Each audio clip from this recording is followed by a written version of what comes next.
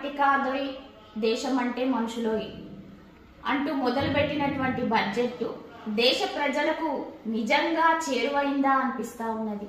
అటు పైకి కాకుండా ఇటు కిందికి కాకుండా మధ్యస్థంగా ఉంది అనిపిస్తుంది.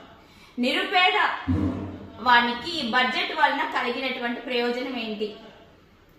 మరి ఆర్థిక నిపుణులు చెప్పాలి. ఇంతకుముందు బడ్జెట్ ప్రణాళిక, ఇవాళ బడ్జెట్ పార్లమెంట్ లో పెడుతున్నారు అంటే చాలా చర్చలు జరిగేవి. నాకు ఈ రోజు ఎక్కడ చర్చలు కనిపిస్తలేవు. అంటే గత 2014 నుంచి కూడా చూస్తా ఉంటే బడ్జెట్ అసలు ఎందుకు పెడుతున్నారు, ఈ బడ్జెట్ వలన ఉపయోగం ఏంటి అన్నట్టు అనిపిస్తా ఉంది. ఈసారి బడ్జెట్ చాలా తెలివితేటలు ఉపయోగించి పెట్టారు. పేదవాడు మరీ పేదవాడిగా, ధనికుడు ధనవంతుడుగా ఉండేటువంటి బడ్జెట్.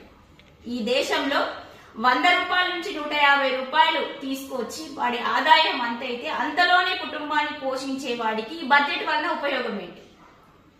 ఈ దేశాన్ని పాలించేటువంటి పాలకులు సామాన్య ప్రజానికాని గురించి ఆలోచించకపోతే మరి వాళ్ళ పరిస్థితి ఏంటి? దీని గురించి ఏ పాలకులు ఎందుకు ఆలోచించరు? దేనికి బడ్జెట్?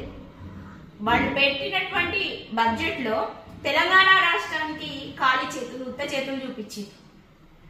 మరి తెలంగాణ రాష్ట్రంలో బీజేపీకి సంబంధించినటువంటి ఎంపీలు కానీ కేంద్ర మంత్రులు కానీ ఉన్నారు. వాళ్ళ నోళ్ళలో బెల్లం పెట్టుకున్నారా?